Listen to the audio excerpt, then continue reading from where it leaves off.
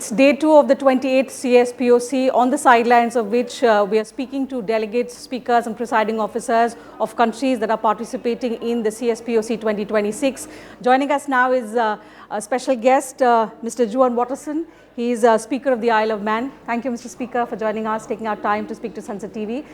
Since it's the second day, the deliberations are set to begin. Speak to us and our viewers about first your reflections on the deliberations that have happened so far, on the progress and your experience so far. Well, this is my third Speakers and Presiding Officers Conference, and I have to say I've been blown away by the hospitality that we've had here in India.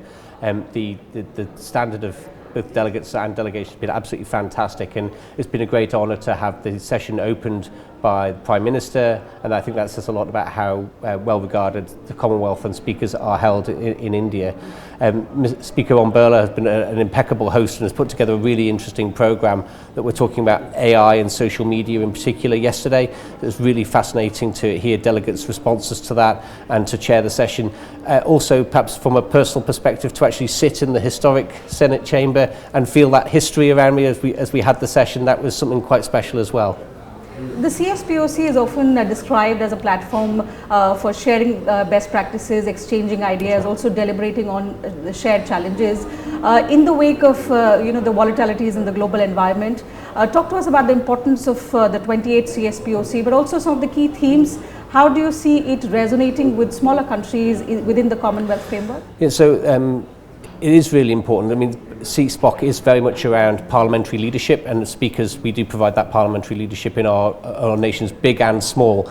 India might be the largest democracy, we must be one of the smallest with just 85,000 people in the Isle of Man, but we are the world's oldest continuous parliament, and so we have our own part to play and our own stories to share about parliamentary practice and how it's developing in our countries. So when it comes to parliamentary practice and leadership, actually it's not about the size of the country, it's what you're doing, and countries big and small are up to really interesting and innovative ideas that we can share at conferences like this that sometimes can get lost in the noise in wider Commonwealth conversations. So having a specific conference for Commonwealth speakers is really valuable in that regard. It also brings to attention the role of the presiding officers and the speakers in upholding democratic values, upholding democratic institutions.